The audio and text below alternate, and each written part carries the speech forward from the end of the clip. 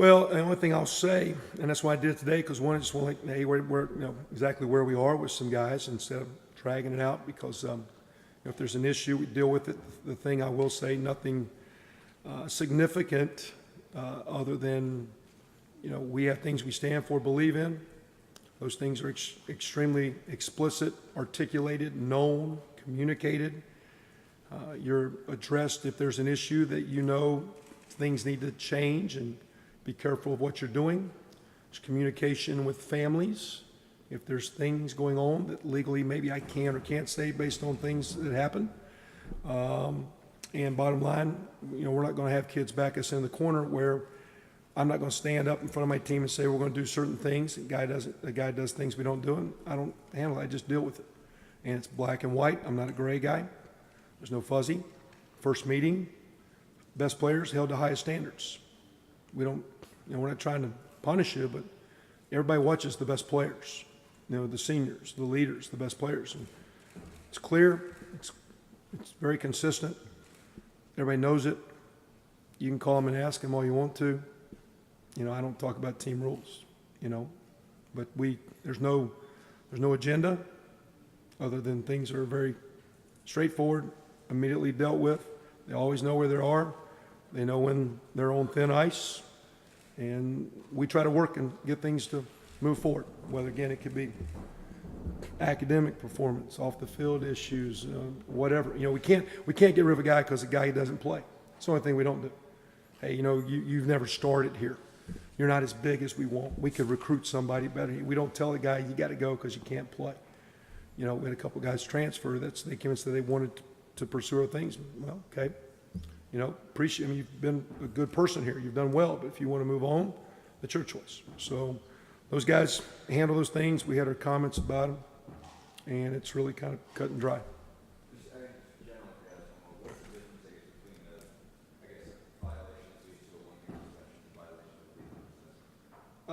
Again, if you get to the point where you've been told you're on your next major concern is your last.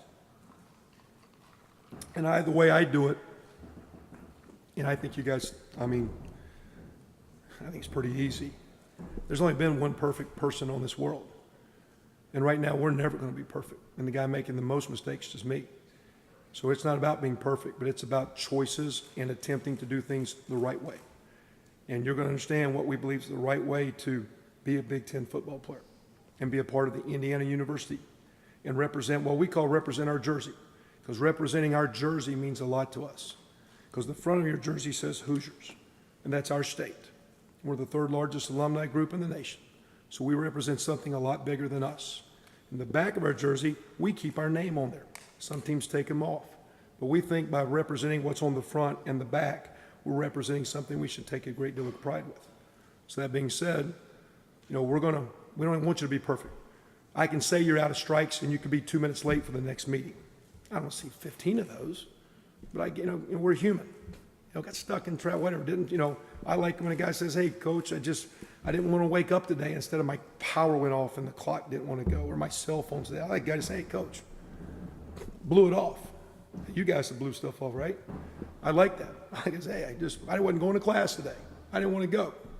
We don't have a lot of that. I actually like it if a guy says that. I think that's a man. I wasn't going versus some lie. Because we're not going to have a great team without trust. We got to be honest with each other. And if you're honest with each other, you can trust each other. So I don't want no one here is ever going to be perfect. We have people make mistakes. And same time, when you get to a point where you're making choices and you're told that next choice in that direction might be your last, that's the end of the story.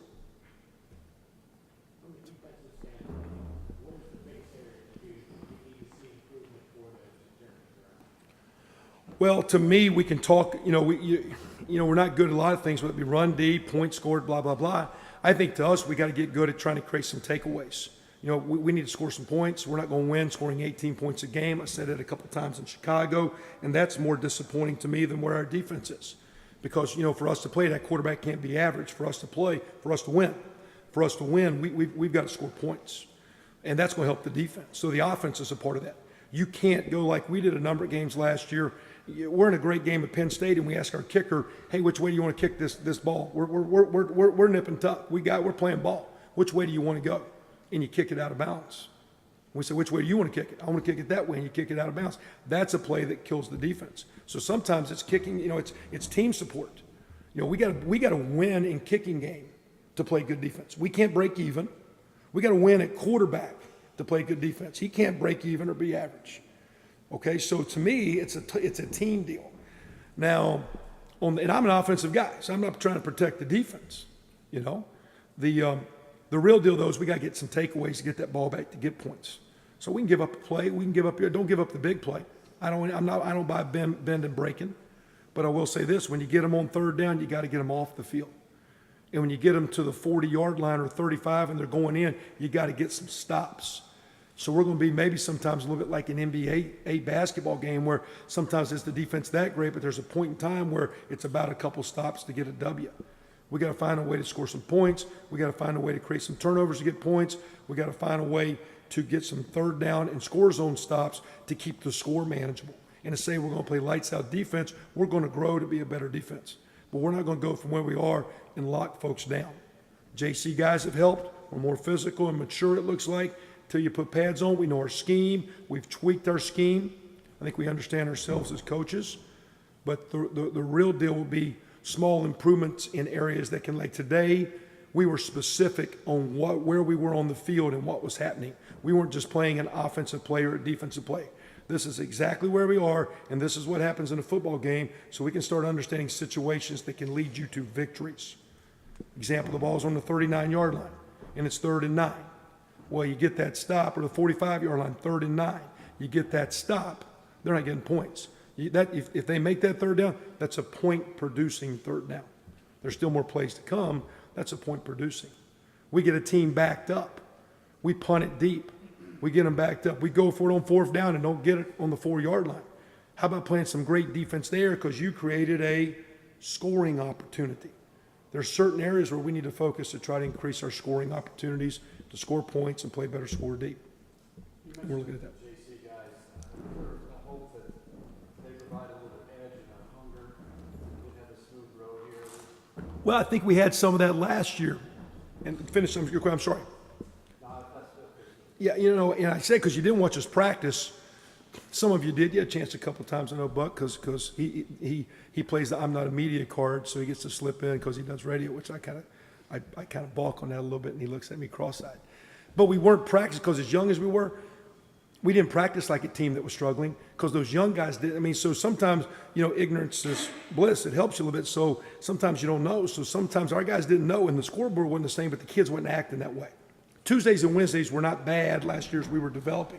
So I don't regret a lot of days. So some of that hunger edge, I think, was kind of brewing a little bit just because of the youthfulness of the way the season ended up playing out and who got on the field.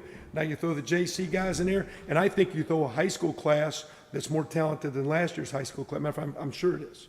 And so there's a lot of that. I think we are the youngest football team in the nation. Am my shirt messed up there?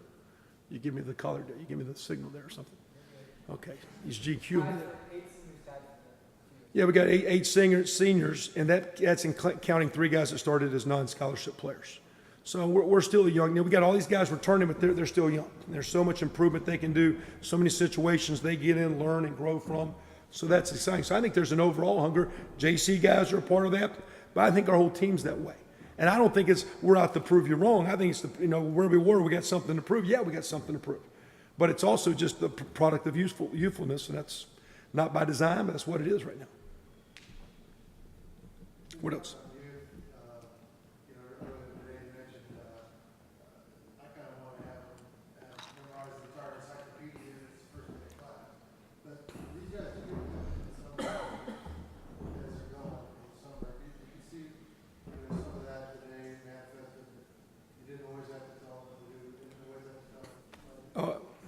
Yes, but at the same time, you really always want more, and that's one of the hard things. You're sitting there and you're looking at Trey and, well, you play, but yeah, you've been here 380 or whatever, 90. That means he's been here 14 months, or those JC guys have been here since January, 7 months. And so, your expectation is more so, yes, but at the same time, I don't know if you're ever, I've never told a kid he's watched too much tape to go home. And the rules say I can't tell him what to do. But I've never told a guy to get out of here. You know what I mean? And so, what else?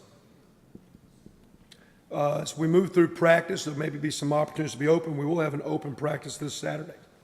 It'll be Saturday morning about 9-ish, a little bit before then. We're going to do something for Tom Morris, our strength coach. It's kind of fighting through a little injury he had. You guys are aware of that, but you know, he had a spinal injury. He was our strength coach for the women's basketball team and I believe men's soccer.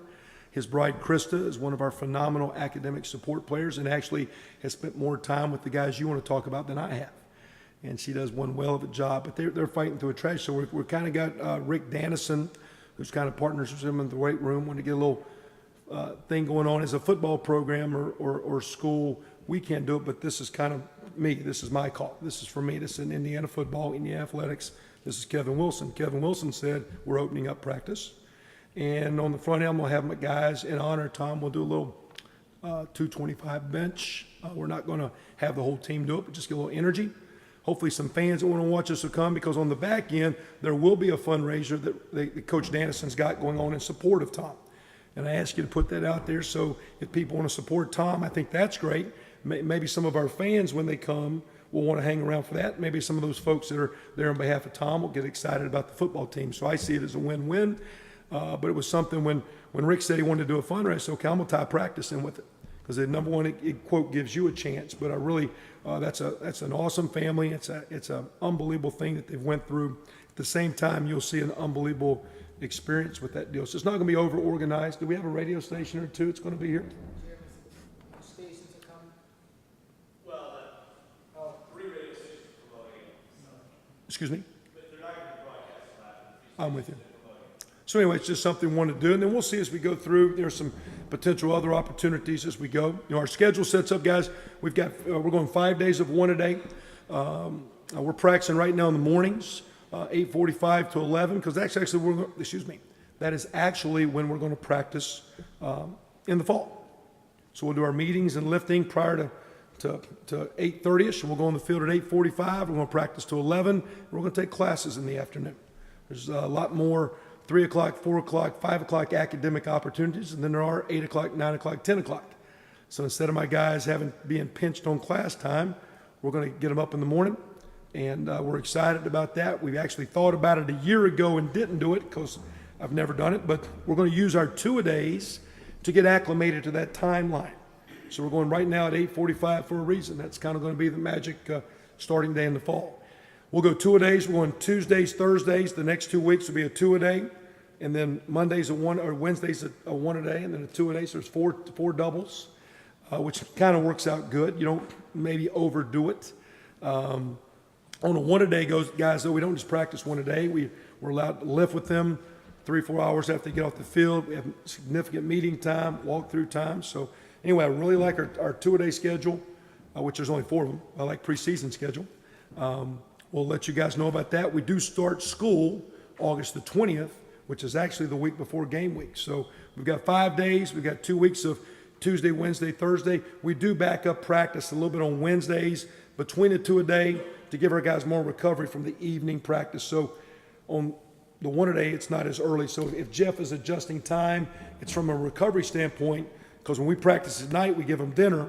Then we come back in and feed them breakfast, and we try to get 2 meals between each plan to keep the guys fresh. So we will have a few that we're open. I will say this, if it's open, you don't make the first one, you don't make another one. So don't call back. Buck. Right? That's how we roll. If we open it up for media, we're doing roll call. And we give you the next sneak one, unless it's a general open. Right now, I know for sure we've got one and probably going to have 2 open to the public things. And we'll see if we get a third one. And we might have, like we did in spring, a day or two to get you guys in there, okay? Anything else? Appreciate you guys. It's great to be back. Thanks.